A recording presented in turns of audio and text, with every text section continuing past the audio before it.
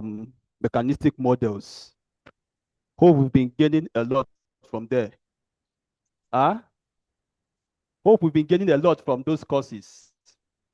All right, so today or this morning we'll be looking at very important concept when it comes to infectious disease modeling. And for us to do any modeling course, there must be need for one important factor, and that is data. All right? There must be need for data. You cannot do any meaningful modeling work without the use of data, or else we just be doing maybe more of academic activity. Is that okay? And so for you to do, you've listened to Prof say it again and again about modeling to bring about operational research models. And for you to do any operational research model that will actually inform policies in any sector, there must be need for data. You must be able to use the data of that particular organization or that particular establishment to do modeling work so it will inform policies in that particular organization. And so, but if one just sits up any morning and start developing models without the use of data, at the end of the day, the best you can get out of that is perhaps, yes, to create insights and then to create maybe some academic activities, and then you publish, and like Prof will always say, you make yourself happy and the rest of that, but it will not really inform any policy. It will not really bring forth any tangible result when it comes to the public health space. All right? So for us to answer questions and to make it an operational research, it must be that we must use data from that particular organization in terms of infectious disease now, whether it's from the FMOH, that's the Federal Ministry of Health, or from the NCDC, you must be able to get data from these sources to be able to inform decision in these particular areas. All right. Blessing, now they take my space, ba? Now they take my space, ba? Introduction to infectious disease data. We'll be looking at some concepts, and also we'll be looking at You don't know, ba? Okay. Right. So we'll be looking at concepts, and we'll also be looking at what it takes to actually get this data. All right, and how to go around it. You must also know that some of these data, they are not publicly there. They're not just in public space that you just go and maybe click one or two things and you get them downloaded and get used to it. Some of them are not publicly available. Well, of course, there are some of them that you can also get publicly. All right. So we'll be looking at some of this data, those of them that are publicly out there, and those of them that are not publicly available, and that you need to get some informed consent, some relationship with the body in question, like the NCDC or the FMOH. For in the case of malaria data now, the NMEP, that's the National Malaria Elimination Program, to be able to get access to this data. Of course, there are so many bottlenecks in getting access to that, but if you're able to penetrate, then if you're able to present yourself as someone that wants to answer questions related to that, there may be lots of bottlenecks, but eventually you'll be able to get a headway with that. So we'll be looking at the concept, sources, and also application of these data sources. And one thing that also we must know, like Mr. Ido was emphasizing yesterday, we saw the major advantage of mechanistic models over the ML, that's the machine learning models. And who can remind us those particular advantage of the mechanistic model over machine learning model in terms of data now? Who can remind us that advantage that mechanistic model have over ML model in terms of data? Who can remind us? He made mention of it yesterday. All right, so let me reiterate it again. So one advantage that mechanistic model have over the ML model is that the ML model will always require large data sets. for you to be able, you see what Professor Tron was saying yesterday, you have to train, and then you have the testing session. All of those things require what? Large data set. But with your mechanistic model, once we're able to define the mechanisms that is involved in the process, because it's process-based, once you're able to develop that process with just little available data that you have at your disposal, you can come up with something, and then you can make informed, you can make a good report with that, which policymaker can actually use. All right. So one advantage that the mechanistic model or the process-based model have over the ML model is the ability to use even few data sets. And so some of the data sets that you may be seeing, maybe in publication, in research articles, in some web page that is publicly out there, you can actually use them to make meaningful impact and say, okay, this is what I can do. So that when you eventually get those big data sets, they can say, okay, this person can do this and that and that, and they can entrust you with some of those things. And these are the way you make true to some of these organizations. This thing is not moving. All right, so to take us through some of the infectious disease modeling, I want to just highlight some of the acronyms which I'll be using through this presentation. All right, and the first one is that we have the Health Management Information System. And so this health information, the Health Management Information System is the umbrella body that governs all of the health information that we have, whether it's from the NCDC, whether it's from the Federal Ministry of Health, and otherwise. This umbrella governs all of the information system and all of the data that is coming from, right from the various health facilities to the local government, to the states, and then up to the federal. This is the umbrella body that governs it. All of the information on data lies within the Health Management Information System. And then for the district information system, so this is just like a web platform, which was, of course, established by the World Health Organization, all right, for most of the African countries to deposit their data in there. And so that is the platform, that is DHIS2, that is District Health Information System. And then we also have these therapeutic efficacy studies. These are studies which were actually done based on drugs to check the effectiveness of drugs. Particularly, for example, for malaria, we have ACT, therapeutic efficacy studies, and these data are actually available in most of the publication when you check for TES studies, especially when you are doing models that has to do with treatment. You will want to check this to see, okay, what is the effectiveness of ACT in terms of incorporating such a parameter into your model.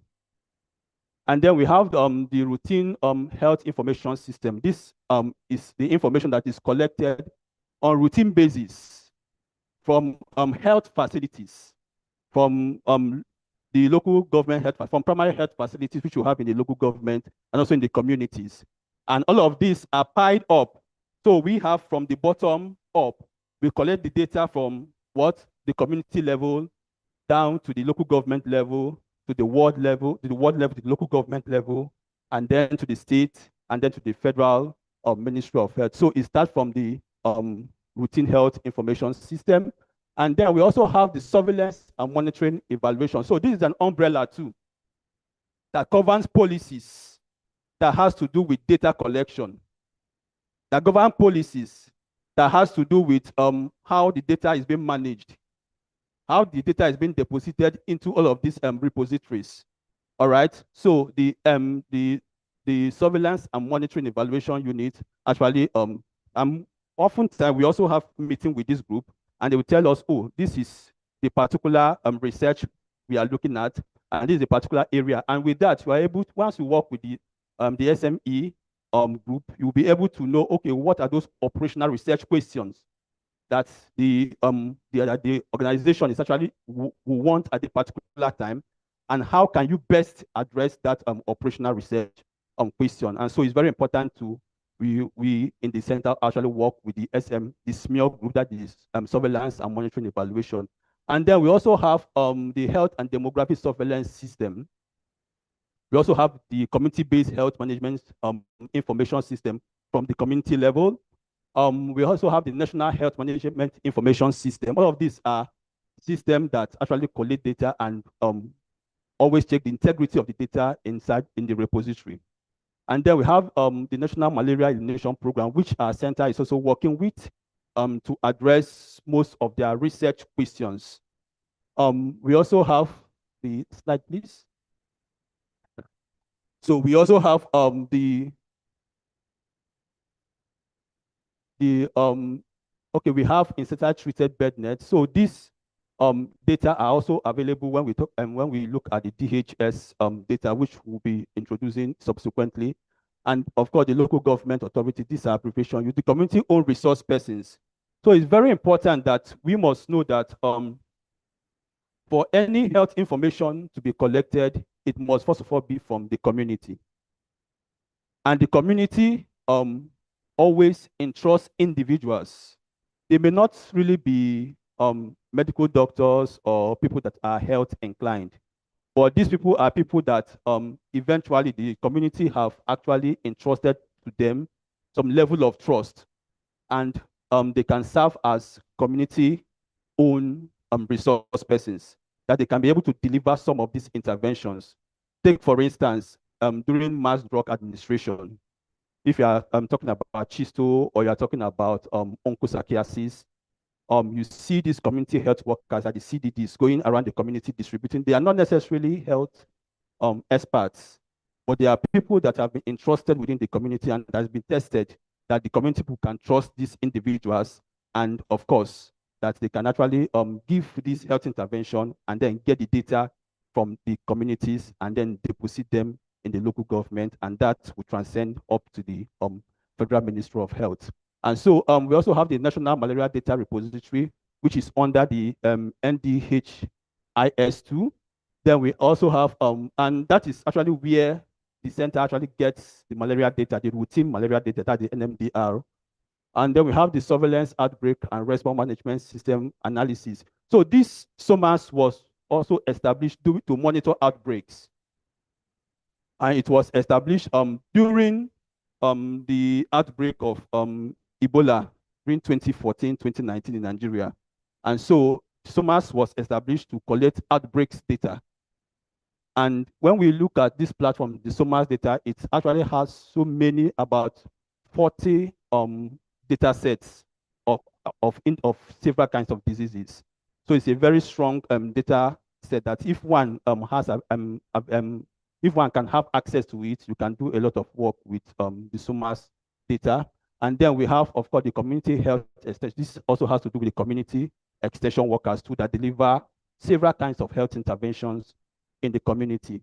Of course, the primary health center, which we are aware of, they collect routine data, such as your malaria case data, and then deposit them to the local government, and up it goes through that way to the Federal Ministry of Health. And then we have the integrated disease surveillance and response system, very also a strong platform, which also integrates several diseases. So the idea of the integrated disease surveillance system is that we can use one surveillance to get or to collect data for multiple diseases, unlike just going into the community and you're just assessing for malaria. And you, at the end of the day, you take all of the energy to assess just for one particular disease. Why not develop a kind of surveillance system that once you go to the community, you can use the same energy, the same time, the same resources, almost the same similar resources to collect multiple data for multiple infectious diseases. And that is why the WHO also instituted the integrated disease surveillance and response system to collect multiple diseases at a go. Of course, the Federal Ministry of Health, the State Ministry of Health, all of this work in tandem. And then we have all of this is what we also have in the health sector, the outpatient department, which we are aware of, the antenatal care monitoring and evaluation. I've talked about that earlier. Then the health facilities, and all of the transitional beds and the ward development committee. All of this has to do at the community level, how the community is able to respond to their own problem and are able to get the data within the community and then translate them to the higher body, which is up to the Federal Ministry of Health. All right. So having talked through all of those, now let's look at some important concepts when it comes to infectious disease modeling, the data aspect of it. And so we want to see that programs need data to keep track. So it's very important. Programs, whether we talk about the NSCDC, we talk about the FMOH, or those that are in the program, they always need data to keep track or to monitor, to keep monitor their activities. And what are these activities? Interventions have been rolled out over the years. Take, for instance, in malaria, ITN have been rolled out over the years. All right. So we want to see, okay, what has been the effectiveness of this ITN in terms of reducing malaria cases in the country? Has there been any reduction since the rollout of ITNs? So program wants to use the information from this data to actually get, okay, are we making progress? Do we need to increase? Or do we need to form a kind of integrated management system that will not just rely on only ITN? Do we need to introduce something else? All right. And each time WHO keep rolling out complementary interventions, which country can actually pilot in each location to see, okay, if we pilot this in this particular location, can we actually get the needed progress thus far? So programs always need to data to keep track and also to monitor progress of interventions so that to ensure that programs' objectives are met and improved over time to make program management decisions. All right. Program will always want to make decisions. And what we are here for these 3 weeks to do is to see, okay, how best can we actually assist the programs to actually make these decisions? And that we can do with the programs data, with our model. And then once we're able to put the model into, once we're able to put this data into our model, then we can make informed decisions. All right. We can give directions to program. We can tell them, okay, this is the timing of intervention. Some of the studies that have been conducted in the center has actually shown some level of timing of intervention, which the program has been conducting in the past years, which has not really meet when we have the peak of the disease. So with a model, you can say, oh, this is the period of time when we are having the peak of the disease, and this is what the program needs to do. We need more of the ITN during this period, and that is what your model should be able to inform. And once you're able to inform that kind of decision, you will see the program will embrace it. All right. But when the model is not informing any decision, it's not, it's not giving into what the program is saying, then they cannot use the model or whatever model that one is coming up with to make any informed decision. So program always want to make decisions. They always want to improve in what they are doing. They always want that their objectives are met. All right. All right. And this requires an other set of analysis using specific indicators put from different data sources. So most of the data sources like the NHIS2, which we've seen before now, yeah, they are platforms. But what all of those platforms does is to give a kind of surface analysis of the data that have been deposited in them, just maybe bar graph, some kind of plots and the rest of that. It doesn't give any in-depth decision making. So like modelize, as we have to now get those data and give more in-depth analysis, and with that we're able to get trends, we're able to get patterns in the data set, and then we will be able to make a decisive and informed decision on that. So what is data? So data refers to raw facts.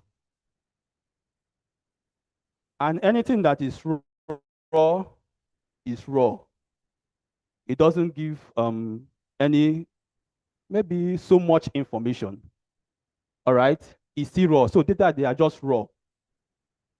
Just like you have maybe your raw food, which you've not cooked. Is it edible? Maybe your raw rice. if you have rice that you've not cooked, can you just take it and start chewing like that? It doesn't make much of a sense, right? And so that means it will have to go some processing. The data have to go through processes, or for example, the rice has to go through process. And what is that process? Process of what? Of heating, until it's able to get cooked. And when you now eat it, you enjoy it, right? And that is also the same thing with data. For data to be able to give us meaningful insights, for data to be able to give us meaningful lead way for us to make decisions, it must be able to go through processes. And those are some of the processes that of course, have been introduced through the course, like the use of Python to clean up the data, to then analyze the data, to get trends, to get patterns, and the rest of that. All right. And so we also we'll be going also into other in-depth analysis, like one of our own tools will still be coming up, be through the course of the training, to take us on time series analysis and also mechanistic model. And of course, we started already with the machine learning. All of this will now give a kind of in-depth analysis on what the data is talking about, and then we'll be able to make informed decisions. So data are actually raw facts, and if they are not processed, it will remain there. It will remain dummy. I think Prof has said that earlier, that the data will always remain dummy. It cannot speak. So you need to give the data some life for it to do what? To speak. And when it speaks, that is when you can now make what? Decisions. So there are raw facts that are collected. It can be personal or implicit in its own purpose and form the basis of what to know. And when we are able to analyze those data, we get information. So information refers to what emerges when data are processed, analyzed, interpreted, and presented. So for us to get any meaningful information there, the more you look, and some of the data, they might be so much bulky that the more you look, the less you see. And you cannot really make any meaningful thing out of it until you're able to process them. And so when you process them, you get this information. And when you get this information, then the process of now making decision is now what we know as the message knowledge. When you're able to give some certain decision based on those information, we now call it the message knowledge which we have. So the message knowledge, it's the product of adding meaning to this information by making connection and comparisons and exploring the causes and consequences of the various outcomes. All right. So when you are able to make decisions based on this information, then you are making an operational research outcome. You're already giving feedback to the community. You're already giving feedback to the program. You're already giving feedback to the place where these data are collected, and then you can use whatever you've used to analyze, whether it's the machine learning or the mechanistic model or the time series or any of the statistical modeling aspects. All of these will be able to give information at the end of the day of what. All right, so where do data actually come from? Right? Data always come from the real world. To make any decision, if we want to use a model, any kind of model, whether the machine learning model or the statistical model, the data will always come from where? From where? From the real world. So the infectious disease data you are seeing, they come from surveillance studies, they come from laboratory-based studies, from clinical studies, from drug test studies, and the rest of that. So they will always come from the real world, because the information you want to feed back is actually an information that will also help what? The real world. So your data will always come from the real world. And in the real world, we collect data. When we collect data, we can code the data depending on what data set it is. It can be a soft data. We will see all of those concepts after this. It can be a soft data, it can be a hard data. So whichever data it is, we have to collect, and then if it needs to be recoded, we need to recode. Or if it is just a numerical data set, that is the hard data kind of set, we can go ahead to clean the data and then start working on those data. So it always comes from the real world. And then when it is processed and interpreted and presented, we get the information, so the things we've highlighted. And then for us to get the knowledge-based information out of the data, it now goes to the policy, it goes to the community, and then action needs to be taken based on those information that have been given out based on our modeling work. All right, so what are these examples or types of data that we have? We have the primary data, we have the secondary data, we have the soft, we have the hard data, and also the soft data.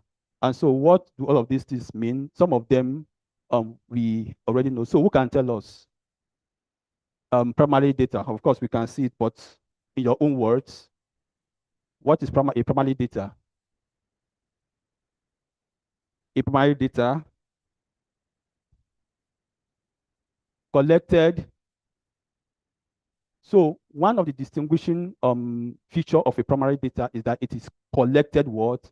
Directly. So you as the researcher, you as the person in question carrying the research, you have to go to the field or maybe through research assistants to collect the data for your research directly from the respondents. All right. So there is a direct contact in the researcher or maybe through his agents, maybe research assistant with what? The respondents. So that's a primary data. You source the data for yourself. Perhaps from the program, there is a research question from the program, and you've seen that that there is no data to actually inform such kind of decision. And you have the resources or the wherewithal to actually collect the data. Then you can go ahead, develop the research question. If it is a clinical study, develop the clinical procedures. If it is a surveillance that has to do with survey, can develop the questionnaire or what have you. Then hit onto the field, recruit research assistants, then get on to collect the data and go ahead to use it for whatever you want to use it for. So that is a primary data. There is always a direct contact between the researcher or his agent with the respondent. So primary data is collected through the use of surveys, meetings, focus group discussion. So these are several ways which primary data can be collected. And interviews or other methods that involve contact with what? The respondent. Very important. Contact with the what? With the respondent. And what now distinguishes the primary data from the secondary data is that secondary data is already an existing data. All right, it is already there. So secondary data is an existing data that has been collected or will be collected for other purposes by other organizations, government agencies, or through research studies. So one thing that we must note with secondary data, sometimes you may develop some questions because the secondary data is already there. The man collecting the data did not read the researcher's mind before he starts collecting those data.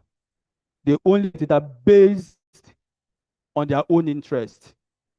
And so sometimes secondary data may not meet all of it that you want in your model. And as such, you need different what? Data sources. Like the work we are doing in the center, sometimes we have to rely on different data sources. It's not just the NMDR.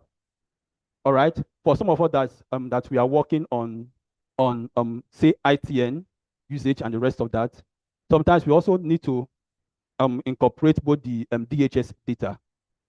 So you need so many data sources to be able to do a very good model, because the person in question did not take cognizance of your model before collecting his or her data. All right. And so based on that, you may not get all there is in that data set to inform all what you want in your model. And as such, you have to rely on different data sources that has actually collected those peculiarities that you have in your model. Take for instance, if you are working on yes, malaria, like we do in the center, you've used your NMDR data for the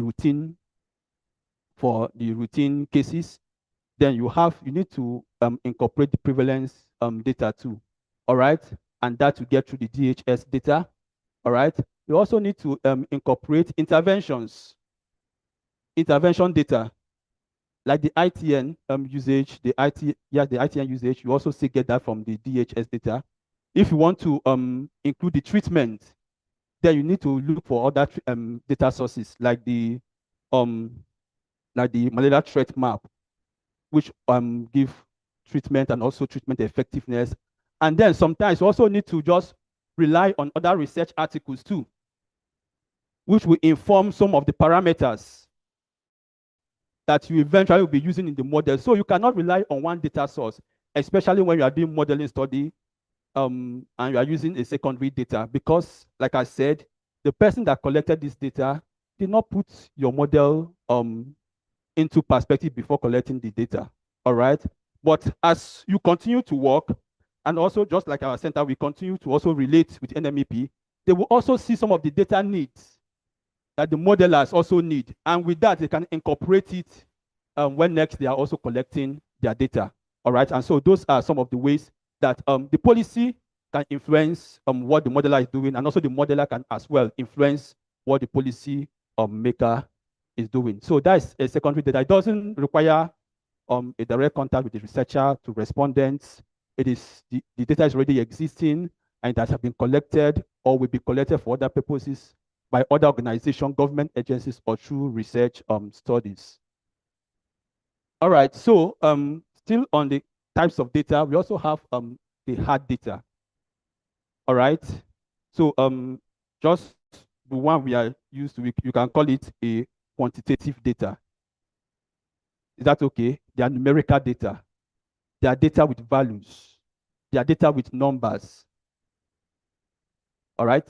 Such data, for example, if I want to count the number of female or the ratio of female to male in this hall now, and I did that, and you call Mr.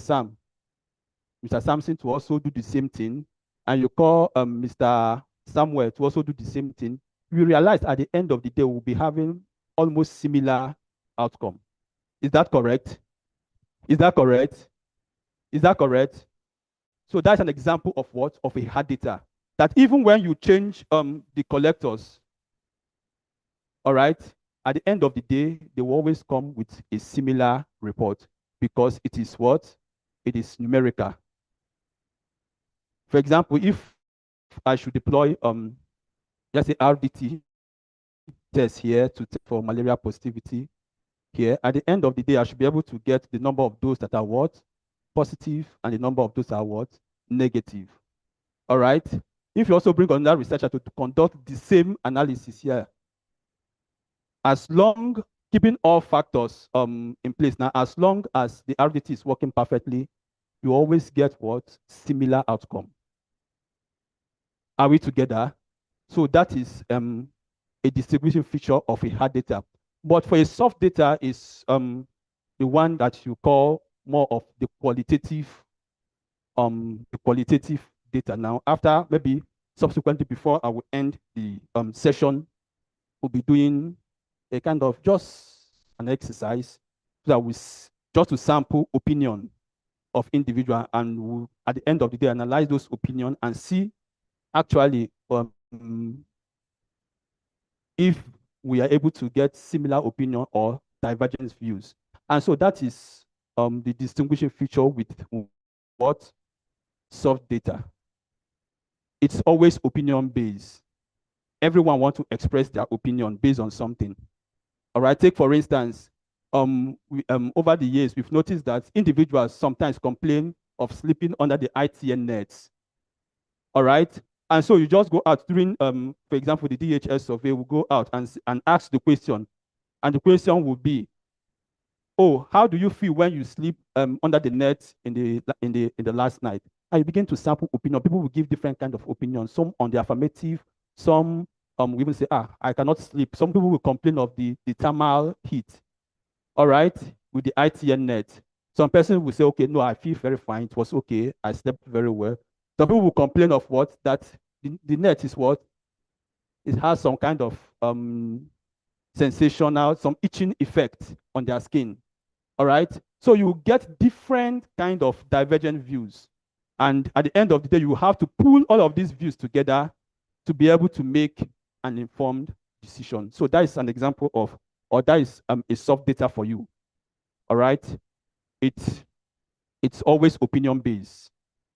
It is qualitative. It's often narrative. It is textual in form. It attempts to capture the subtlety of human experience. All right. Objectivity refers to soft data as human intelligence, data that is full of opinions, just as make mention of suggestions, interpretation based on their own encounter or based on their own experience. All right. Contradictions. There are so many uncertainties with that. All right. It is imbued with some subjectivity due to the complexity of the personalities of the data collectors and also individual studies. And one distinguishing feature with this compared to that of the hard data is that if you change the researcher in question, you'll be surprised that the outcome at the end of the day will be so much different from researcher A compared to researcher B. Because again, even the researcher sometimes also will influence the response of the respondents. Is that okay? The way the researcher give the question out, the way the researcher asks the question will also influence how the respondent will also give the response to. All right. So a researcher can come, for example, for instance, an ITN. I say, oh, we've noticed that ITN actually reduce malaria case, and ITN just say so many good things about ITN. And he will now ask you, oh, how do you feel about the ITN? At the end of the day, you see that the respondent may also want to give some affirmative response too. All right. At that point, the researcher is already influencing the outcome of the result. And it would differ like that, unlike the hard data where numerical and what researcher A is having is almost similar to what researcher B will have. All right. So routine data collection now. Okay, so there are data that are actually collected routinely. All right. It can be daily, can be weekly, monthly, but we know that they are collected what? On a routine basis. All right. Such data are always anchored, just like we have introduced some of this acronym, the HMIS, that is the Health Management Information System. Right? An example of such data are those data that are deposited in the DHIS tool, like the NMDR data, which we also use in the center. So these are routine malaria cases data.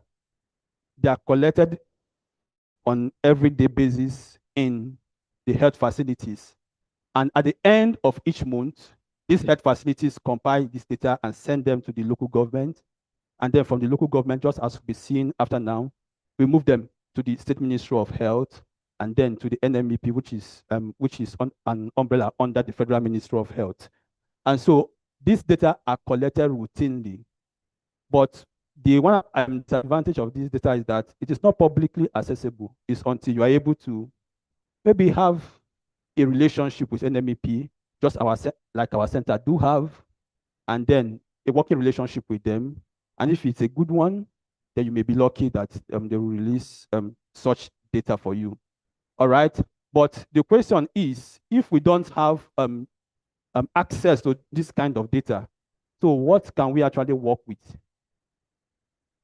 Do we just sit back and say, oh, there is no data, I cannot work, I cannot do anything? Just like we've, like I was saying in the introduction, that there is distinguishing feature between an ML model and also what? A mechanistic model in terms of the data now. With a mechanistic model, even with the few data sets you have, you can actually do something. All right, you can start off with something. And when programs see, oh, this man can do this. So what if we should entrust him with a more larger data set, he can actually solve the problem which we have. All right. And so that is where individual can actually start from. And that is where we'll be talking about the map data. All right. And that's the Malaria Atlas project. The Malaria Atlas project, the major disadvantage of this is one, it is a model estimate. And I think just like I said, we'll be having some discussion around this. I'll just ask some questions. Maybe I'll take like 3 or 5 responses from individuals. So it is a model estimate. All right. But it is publicly available. So the question I would like to pose now, I will need response. So let's just do some data collection now, some soft data collection. All right. Let me sample some opinions. So what do you think should be a meditation when using a model estimate to also do a modeling study? Do you think it's appropriate? Do you think what could be the drawbacks to that? Maybe if I can have a mic so we can get some response from individuals. If you have to say something, you just put up your hands. What do you think will be the major drawback or limitation in using model estimate in? Can you even use it at all? Let's even start from there. Can you use it at all? And if it's on the affirmative, so what do you think should be a major limitation to that? Okay, so let me explain. The map data is actually gotten from a model. It's gotten from a model. The data set is gotten from a model. It's a model output. Do you get? I don't know if you understand. It's a model output itself. It's data generated from modeling, from model study. All right. So when you want to use that to now, but it is publicly available and also to some level of international standard accepted in several places. That is why it's always there. So, but what do you think should be a major limitation in using such kind of data in conducting your modeling study? Do I have anybody that want to respond? I want to sample. I want to get some opinion. I think someone is speaking there. Saying the conditions around which the model itself was developed might not be the same for the one we are seeking to apply the data generated from it to. So it can be a major limitation. All right, so using that can be a major limitation since one, it is a modeling study already. Okay, one is a modeling study already, and the data generated from it may not really represent what we actually want to do eventually. All right, so let me hear your own opinion.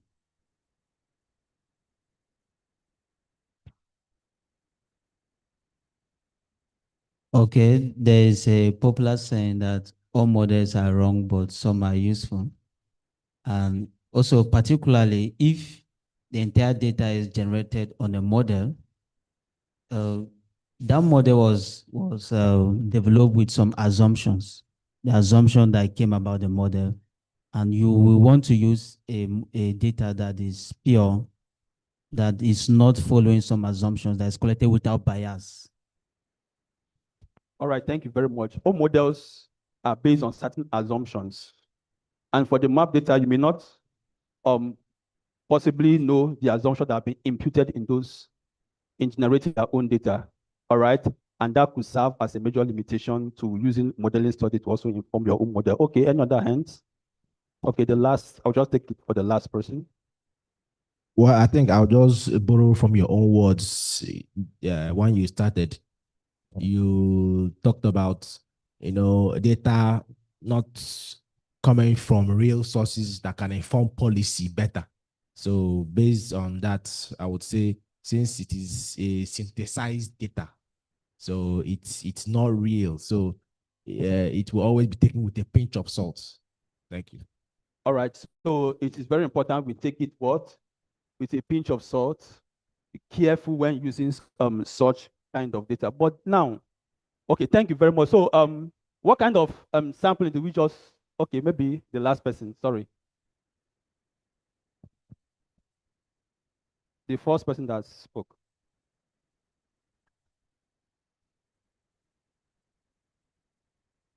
I was only going to ask that, does this not fall into the kind of data that you can extract from literature? Because you have just said that we can also make literatures part of our data sources while trying to widen the source of our data. So with these limitations, how to navigate through that? All right. So this particular map data does not fall under the literature kind of data. The literature kind of data is also I'll put it an original data set because it's collected via experiments. All right. It's just that it is not a very huge data set that you will find in the literature. But you can also use that, but it's a primary data eventually. Unlike this.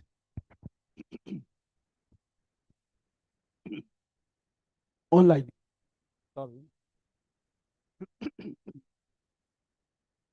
Unlike the map data, which is actually a secondary data and also not really a secondary data now, it's a model estimated data. All right, it's a more of you make mention of synthetic data, but it's also based on it was the output was also based on from informed studies too, from country-based surveillance reports. The collected data also formulated their own model, and from the model they are able to make projections into the future. All right. So we have seen some of the limitations, and what kind of example do we just give now in terms of the types of data? The types of what kind of data collection do we just do now? What type of data collection did we just sample now? Is it hard? Is it hard? Qualitative, that is what? Soft data. All right? Because you see, you've seen individuals with diverse kinds of opinion. All right? Divergent views based on what they feel that is the right answer for them. All right? And there is no answer that is wrong. You always collect all of those views because you are gathering data. At the end of the day, you have to now work on the data, process them, and then see the views of people and then make informed decision based on that. So for the map data, of course, like I say, it's a model estimate data, which is a major limitation to the data source. But the question is, if that this is all I have, so what do you do? And you need to work. If this is all you have, you don't have maybe access to the NMDR data, which is the routine data from primary health center, but at least you have something like the map data, and that is all you have. So what do you do? What do you do? You work with what is available eventually. All right? And state the limitations. You must explicitly state that so many studies, of course, have used the map data, and they are well published, also well cited, but you must also state the limitation to that. Because at the end of the day, so one thing that you will always know is that there is no point in time that will come to a perfect state.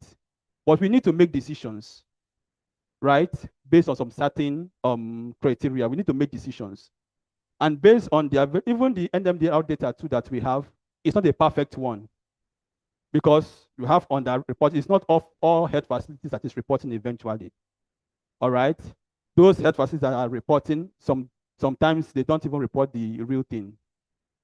Is that okay? So all data to have their own limitations. And if you're not able to get access to the one you want, the one that is available, you can make use of it, state the limitations of this data. All right? Is that okay? Are we following? All right. And also, we must also know that for the model estimate data, just like the what we have in the map data, it is also a kind of a yearly data too. And Prof said something about yearly data. So who can remind us about the limitation of a yearly data? If a data is given yearly, what would be the major limitation to that, especially for a disease like malaria?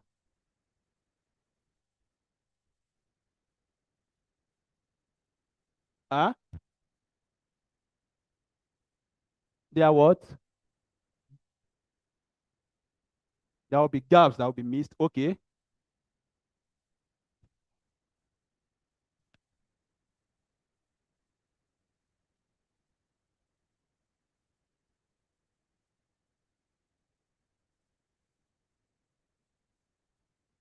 Thank you very much. So that is a major limitation as well, because you may not if you plot the time series, I think Prof was okay. That's been wiped up. So if you plot the time series of it, you may not be able to get the seasonality in the data. All right, the rise and fall of the data, the peaks and the trough of the data, and you miss, and that is a very important information, because we need that to actually to inform us what months of the year to deploy certain what intervention. Take for instance, we have one of our PhDs also working on SM, seasonal malaria chemo prevention, SMCs. All right, and that has to do with lots of it has to be deployed when we have the peak malaria. And without that, if you are just working with yearly data, you may miss that out. I don't know when to deploy it. All right, so that is also a major limitation with the map data. But if that is all you have, you can put it there, and someone somewhere will see, oh, this person can actually work with something. Is that okay?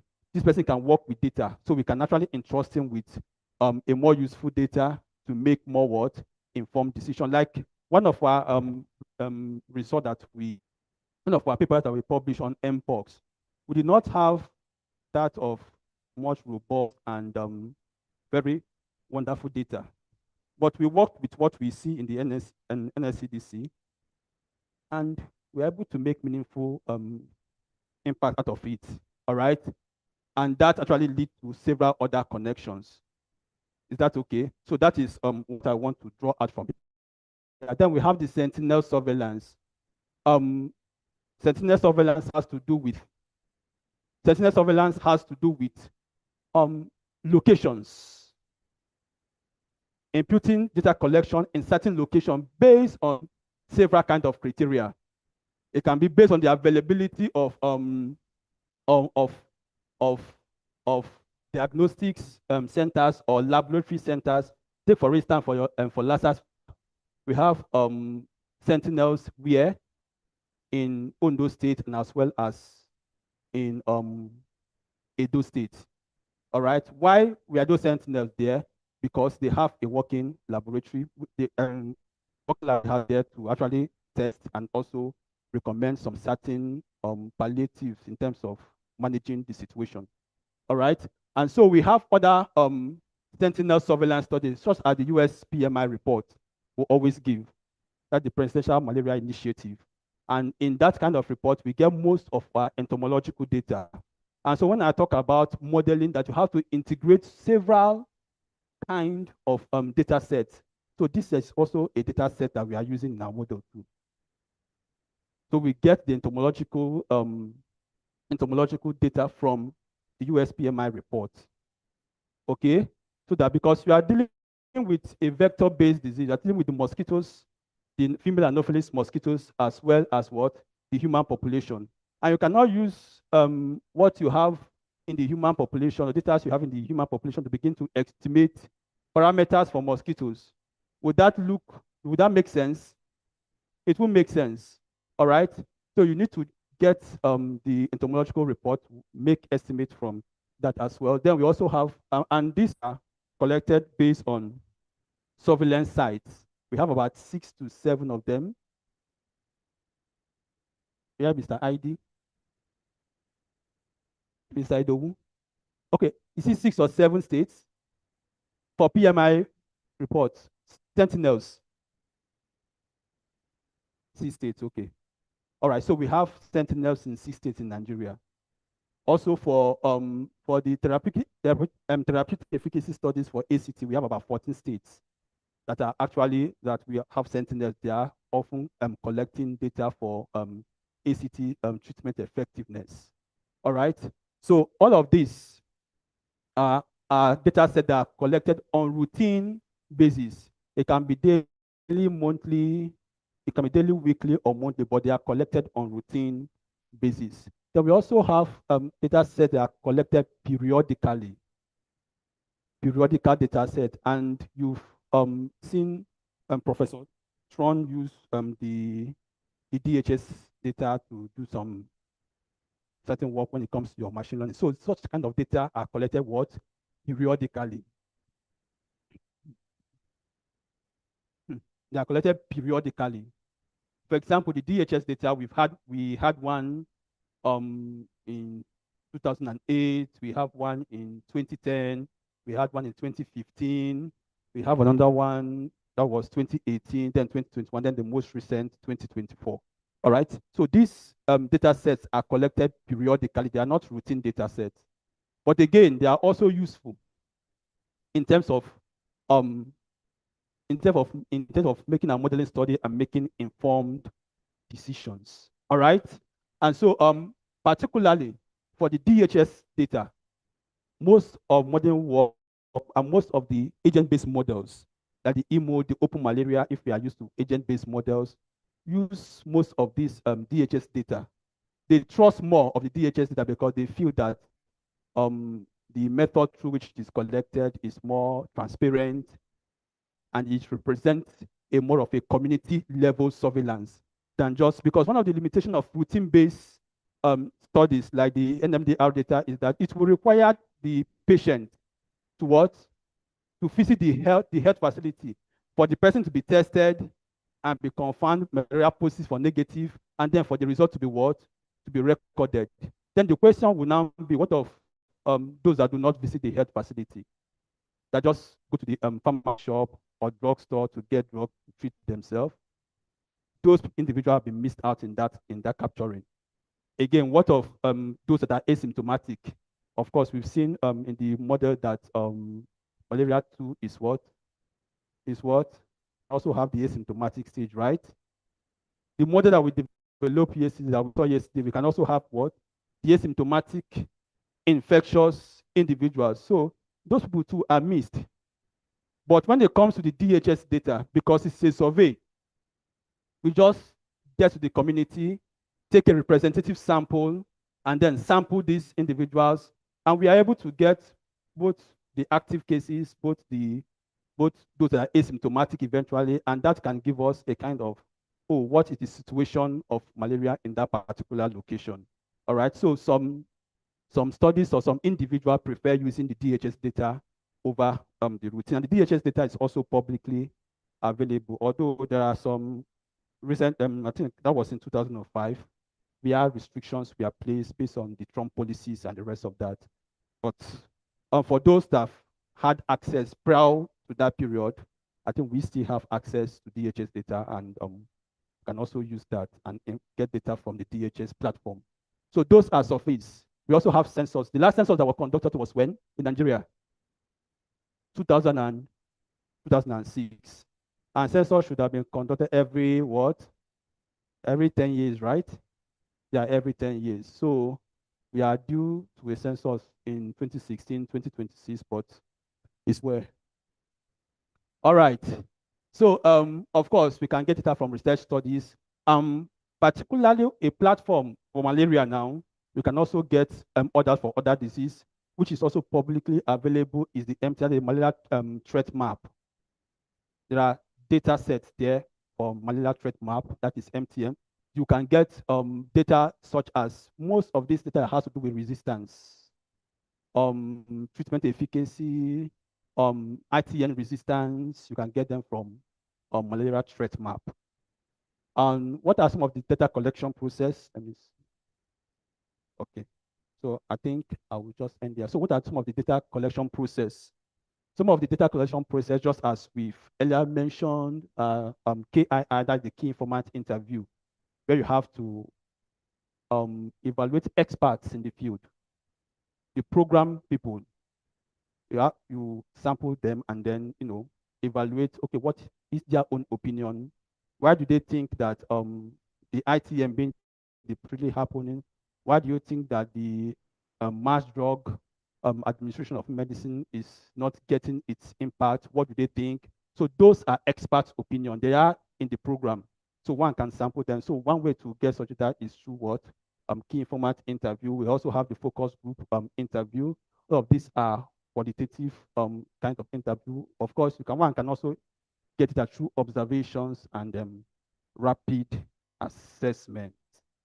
All right, so I think I will be ending the class here. When next I come up, we continue from data sources and see how all of these things link together and how programs report back to surveillance and monitoring evaluation unit, and how we as the center always have meetings with the SMEO group to actually inform what we do in the center. So thank you very much for your rapt attention. So, okay.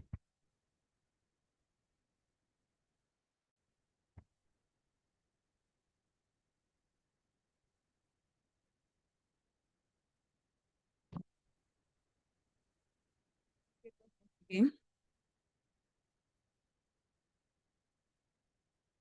So we don't know if there's any questions. Do we have question? Okay, number 1, number 2, number 3. Any other question? Okay, number 1.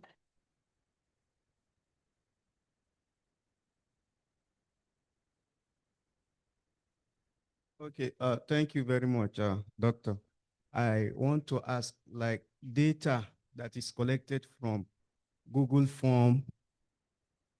So under what type of data do we place them? Primary, secondary, or soft? Or I need clarification about that. Yeah, so data from Google from any platform already. Since you are not you as a researcher, you are not the one collecting such data. It has already been deposited in such a platform, all right? So those are secondary data. Is that okay? Oh. Okay, using Google to, all right, why not? You are the researcher, of course. I was thinking a data that has been deposited maybe in a platform. You are the one that created that Google form, right? All right, and you've given your surveys, your survey questions, all right, and you go to your respondents to get their views. Is not what you're asking? Yeah, so it's a primary data collection.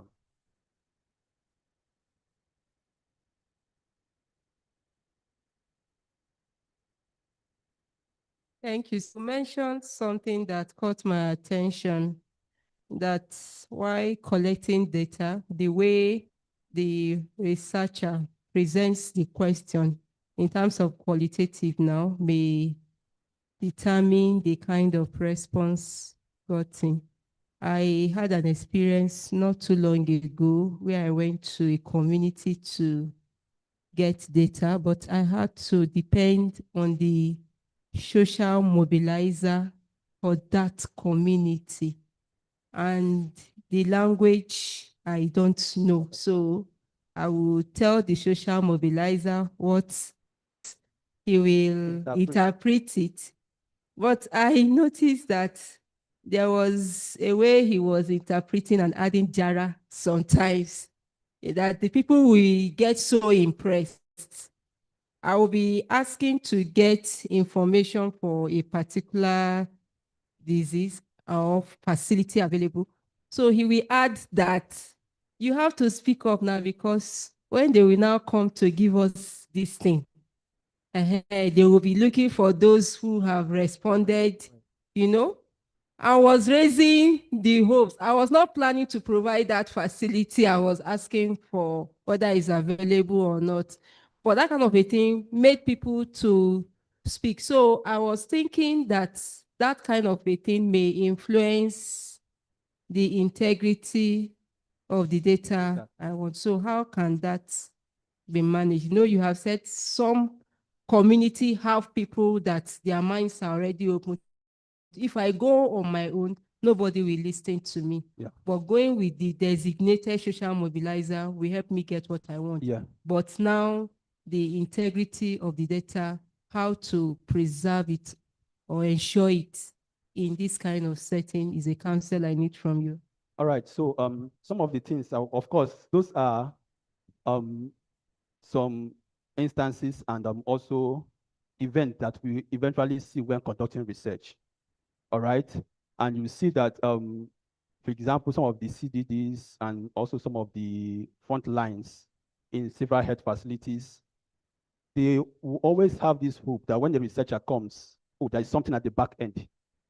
All right, and so they will, in fact, they will put all their energy to ensure that that particular health outcome that they see it in that community, even if it's not that, they will try to do something.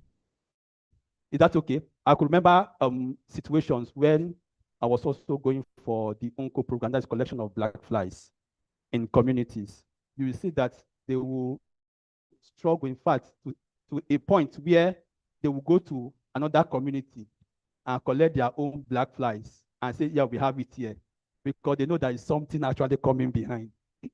All right. So all of those things are things that can actually influence research outcome and also the data, the kind of data we collect. All right. So how can we actually maybe the kind of mitigate or reduce such kind? I think one thing I want to advise is training. This individual needs to undergo before recruiting them to carry out such activities. You as the lead researcher must be able to train and retrain. All right. Tell them what the research is all about and tell them also the benefits. It's not necessarily when that you must find that particular health outcome, that particular community. Tell them the benefit of not getting this particular health outcome. Tell them the benefit of seeing it in that location, and let them see the purpose and the idea of the research. Bring them to the same page and the same mind with you. And I think with that, it should be able to reduce. So I will always emphasize training and retraining of research assistants in whatever kind of research. You must be able to bring them to the same page as you as the principal researcher to be able to get the at least close to the kind of data that should be available within the community. Thank you very much, sir. My name is Adeni Ogunyali. So I have two questions. So the first question is, how do you manage disparity in terms of data sources? Because there are sometimes you may want to collect data on a particular disease. And looking at the fact that you have several sources, their responses or what they'll be giving you will be dependent on what they have gotten or what they felt people should know. So how do you manage disparity in terms of data sources based on what you want to use it for? And the second one is that when looking at data sets, what are those things you needed to check out for? Particularly when you are working on mechanistic model like the one we have always been doing here, what are those things you needed to check out for in those data? Thank you. All right. So how do we manage disparity? I think when you speak of qualitative data, of course, the beauty of the qualitative data is the disparity in it, because you are sampling opinions, right? Yeah, so that is the beauty of a qualitative data. And of course, as a data analyst, as a modeler, part of the things you'll be doing is, if it is actually a model that has to do with that you want to bring in some certain factors that is qualitative into the model, maybe you have to code them, you have to put some code to them, all right? And then you have to bring them maybe as some certain parameters into the model. You should be able to capture each of those variability. Take for instance, if we have for malaria now, if we have like people reporting and they report severe, they report mild, severe, and uncomplicated, and you want to maybe see that in your model, how all of those things influence or parameters influence the model, you have to code them to a certain level and then the numbering, and you bring them into the model. So that's the beauty of disparity, even in qualitative data. You have to account for those disparity, maybe group them with some certain code, all right? And then, but if it is in the quantitative data, maybe different data sources now, which I think you also asked, from different data sources, and you are looking at from this data source and from that data source, they are reporting the same thing, but the numerical values seems different. one of the things, like I think recently I had that experience with the map data because that was something I was looking up for. When I downloaded my map data was around 2023, 2024. All right. And one of my colleagues recently downloaded her own map data. And when I looked at it, there were disparity in the data outcome. At the end of the day, what we concluded is, of course, when citing this data, you cite the date that you access the data, because maybe there are upgrades in the system and what have you that must have done. You cite the date. Of course, the numbers are very close, but it's still different. Some of the things you may want to do is when you access such data, you should be able to give us the site and the dates which you access that kind of data. I don't know if I'm able to attempt your question. The second question, I don't get, maybe you can reiterate your second question.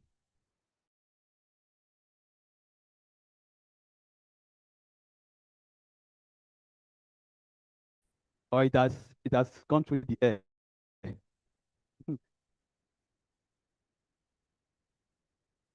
Okay.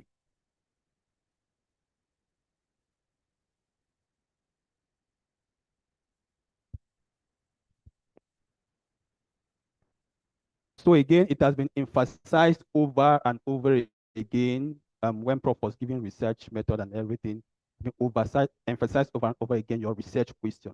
What is really your research question? So your research question should be able to inform what data you are looking for. All right. So whether you are getting your research question from the program, maybe program often give their operational research questions, just like the one we see that we are working in the groups. All right. So your research question alone should be able to inform, oh, okay, I will need this data source, I will need that data source, and how you can, the question will now be, how can I access those data sources? Are they publicly available? Are they things that will have to seek some kind of permission or access to getting those data? But most importantly, your research questions should inform the kind of data set you want to put. Thank you. Thank you, everyone. Let's appreciate him. Yeah.